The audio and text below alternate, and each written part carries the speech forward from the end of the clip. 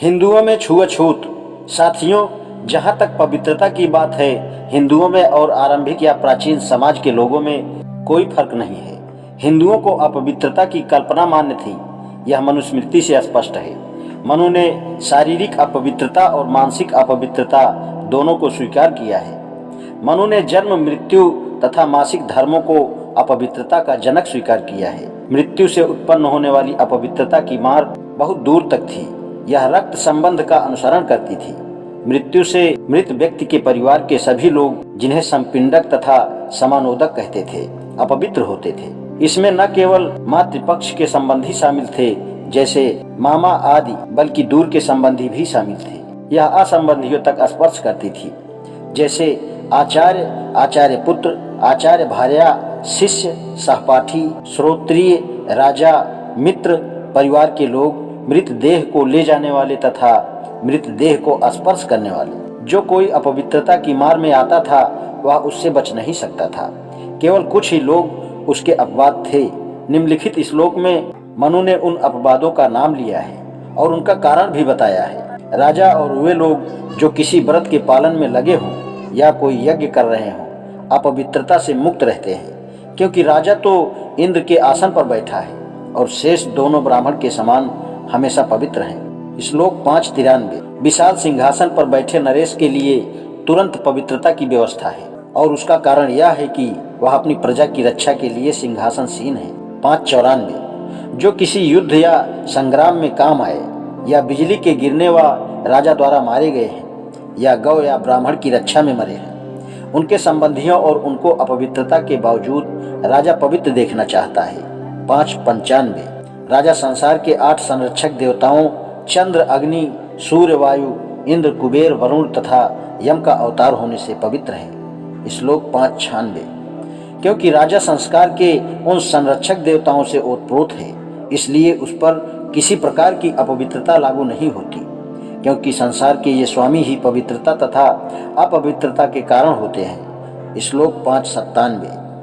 इससे स्पष्ट है कि राजा और धर्म युद्ध में मृत हुए लोगों के संबंधी तथा वे लोग जिन्हें राजा अपवित्रता का अपवाद बनाए रखना चाहता था, पवित्रता के सामान्य नियमों के अधीन नहीं थे। मनु का यह कथन था कि ब्राह्मण हमेशा पवित्र होता है, उसके सामान्य अर्थों में ही ग्रहण किया जाना चाहिए, अर्थात ब्राह्मण को सर्वोपरि बनाकर रखना। इसका यह अर्थ नहीं लेना चाहिए कि ब्राह्मण अपवित्रता से मुक्त था, क्योंकि वह ऐसा नहीं था।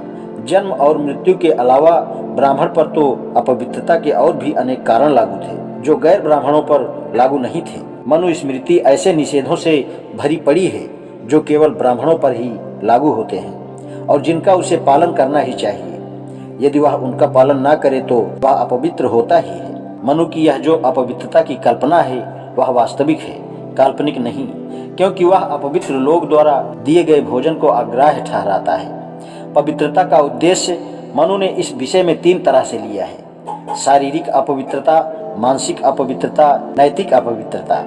नैतिक अपवित्रता मन में बुरे संकल्पों को स्थान देने से पैदा होती है। उसकी शुद्धि के नियम तो केवल उपदेश या आदेश ही हैं, किंतु मानसिक तथा शारीरिक अपवित्रता दूर करने के जो संस्कार हैं, वे एक ही हैं। उनमें पानी, मिट्टी, गोमूत्र, कुशा और भस्म का उपयोग होता है। मिट्टी, गोमूत्र, कुशा और भस्म का उपयोग निर्जीव वस्तुओं के संपर्क में आने से उत्पन्न होने वाली शारीरिक अपवित्रता को दूर करने में होता है। मानसिक अपवित्रता को दूर करने में पानी सबसे अधिक उपयोगी है।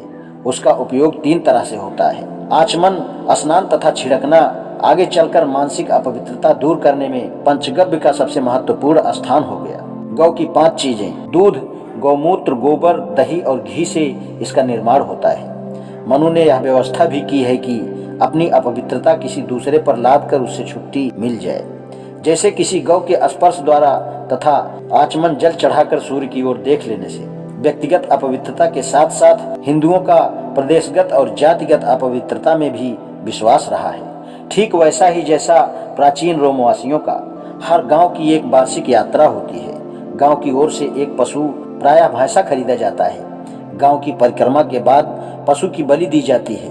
गांव के चारों ओर उसका रक्त छिड़क दिया जाता है। हर ब्राह्मण, चाहे वह गोमांस भक्षी न हो, अपने हिस्से का मांस अवश्य लेता है। यह किसी स्मृति में नहीं लिखा है, लेकिन इसे रिवाज की अनुमति प्राप्त है। हिंदुओं में रिवाज कानून को भी दबा देता है। यदि यहीं तक होता तो यह आसानी से कहा जा सकता था कि हिंदुओं में जो अपवित्रता की कल्पना है वह आरंभिक तथा प्राचीन समाज में विद्यमान अपवित्रता की कल्पना से किसी तरह से अलग नहीं है। लेकिन यहाँ रुका नहीं जा सकता, क्योंकि हिंदू एक और तरह से ऐसे छुआछूत को मानते हैं जिसका अभी तक जिक्र ही नहीं किया गया। यह कुछ जातियों का वंशानुगत छुआछूत है।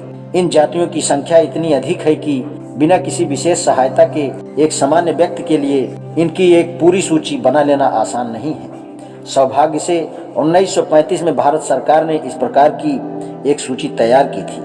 वह सन 1935 के ही गवर्नमेंट ऑफ इंडिया एक्ट के अधीन निकाले गए ऑर्डर इन काउंसिल आज्ञा पत्र के साथ ही है। यह लंबी सूची 9 भागों में विभक्त है। एक भाग का संबंध एक प्रांत से है। उसमें उस प्रांत की जातों, नस्लों, जातियों या समूहों की जो सारे प्रांत या उसके एक हिस्से में अछूत माने जाते हैं गिनती की गई है। यह सूची विस्तृत और प्रमाणित कही जा सकती है। इस बात को स्पष्ट करने के लिए हिंदू लोग जातियों की कितनी बड़ी संख्या को वंशानुगत अछूत मानते हैं। आज इतना ही। शेष कल। धन्यवाद।